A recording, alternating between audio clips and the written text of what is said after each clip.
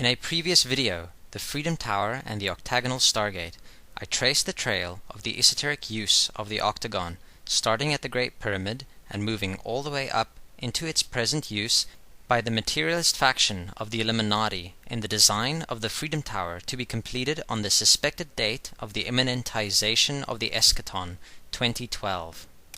The website Octagon Mart puts forward a very convincing layout that supports their hypothesis that the three major pyramids of Giza were part of a grand design plan centered on an octagonal geometry.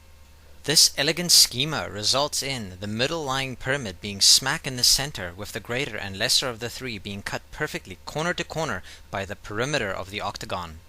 In part 1, I showed how Donald Duck resonated Harrison Ford by parodying Ark Raider and Grail Quester Indiana Jones. Here we see Mr. Ford this time as Han Solo, the space traveler.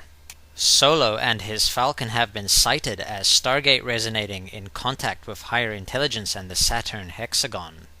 This shaped Stargate resonance continues in this scene from A New Hope, where the octagonal window of a TIE fighter frames Solo's spaceship. Here is Thoth-Duck stepping through the Stargate symbol in the Oregon Ducks logo. We see the name of our composite spacefaring Ark Quester over the visage of Isis in the 1988 film Working Girl.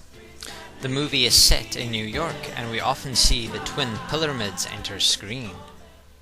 For the time being, I am referring to the towers and Jachin and Boaz as Pillarmids to emphasize their dual symbolism confirmed in this Masonic image of our already cited torch-bearing goddess.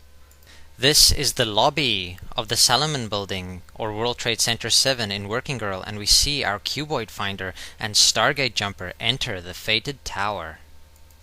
I have cited Building 7 as a representation of the smaller middle pillar of the Tree of Life, and the first degree Masonic tracing board, and another of the three symbolic Pillarmids of 9/11. Inside an office of our middle Pillarmid, another revealing scene from Working Girl. My underwear doesn't make me Madonna. Putting aside the Madonna reference for the time being, I would like to bring to our attention Joan Cusack's octagonal earrings. Here's our middle Pillarmid entering cuboid questing, Stargate jumping, omni-adventurer, running from a sphere intercut with another from Disney's 2005 Chicken Little. A few more relevant shapes are seen here in the form of the octagon and hexagon polyhedrons. It was shaped like that! It looks like a stop sign? Yes! In this movie, Chicken Little repeatedly causes upset by proclaiming suspicious stellar phenomena after finding alien spaceship cloaking plates fallen from the sky. Although referring to these polyhedrons as stop sign shaped, they are indeed hexagons, not octagons. The hexagon made a dramatic entrance into human consciousness earlier this year with the discovery of a giant rotating stable polygon on the northern pole of Saturn. My video about the shape posited it as a symbol of contact with higher intelligence and featured a hexagon discovered imposed on Saturn through a Buckminster Fuller geodesic dome in the film Silent Running. This heavily Noah's Ark resonant narrative sees the main character, Freeman Lowell, saving the last vestiges of Earth's natural wonders with the help of his robots, Huey, Dewey, and Louie. You will answer to the name of Dewey. The octagon-hexagon confusion is repeated in this 1980s cartoon She-Ra, this time fascinatingly connected to bees, seeing as the massive bee disappearance is another recent development and again highlights the hexagon. The extraterrestrial sweet bee emits a net composed of alternating 8-sided and 6-sided polyhedrons to ensnare the bad guys. Sweet Bee's hive spaceship, complete with hexagonal honeycombs, is shown fleeing their sun, soon to go nova, and her planet is revealed to be of Saturnian variety.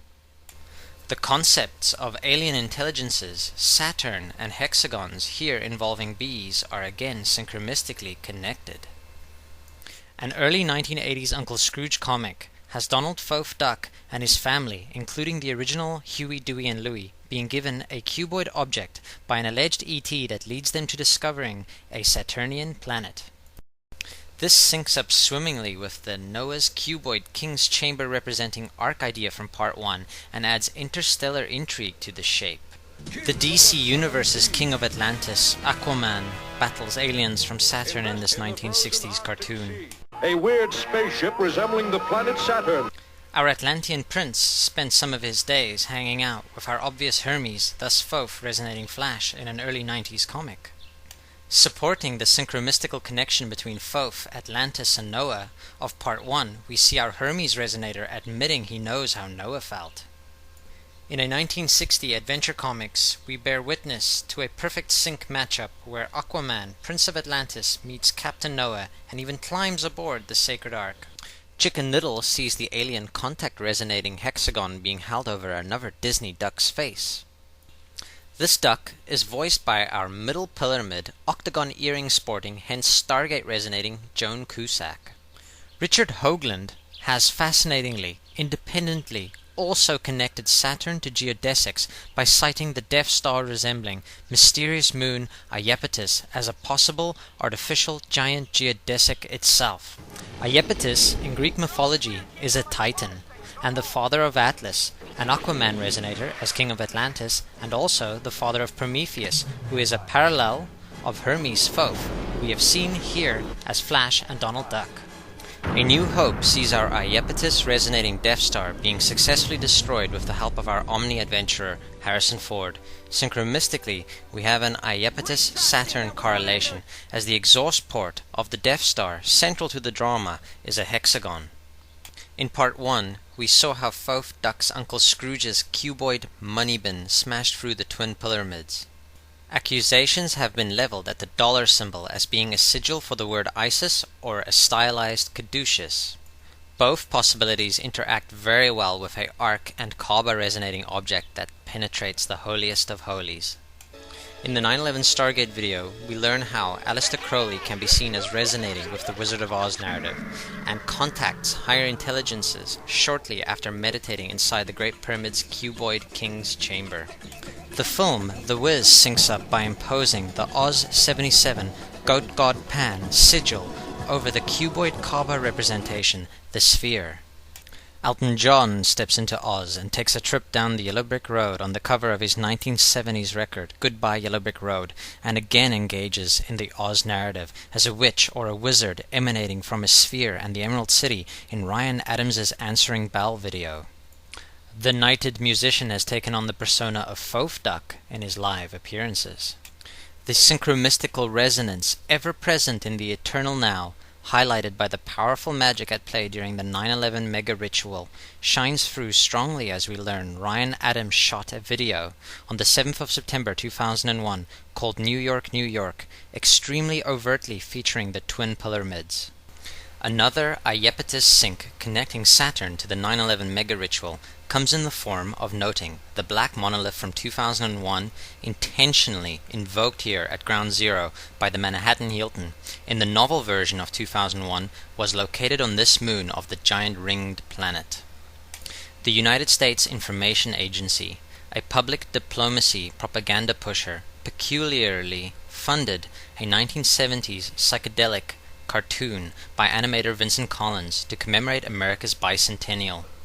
In this bizarro gem called 200, the Illuminati pyramid morphs into a hot dog spewing cornucopia or horn of plenty. The cornucopia is often depicted as being held by some form of the mother goddess, the progenitor of all usually being cited as Isis. The cornucopia's mythical origins are often connected to Zeus, whose Roman counterpart was Jupiter, and Hercules, whose pillars mark the road to Atlantis and invoke the 9/11 Pillarmids. The horn is further often believed to be a goat's, and this depiction shows Pan, our Oz 77 sphere resonator, looking down at Zeus Jupiter being fed by the goddess from the horn. Bearing in mind that Jupiter steps in for Saturn in Kubrick's 2001. Ending once more with Uncle Scrooge and a weird sync to ponder as we see in this 1990 Finnish Disney comic the cornucopia spiraling like a vortex between the holiest of holies of our twin Pillarmids. A magical object resonant with Pan, Jupiter, and the goddess.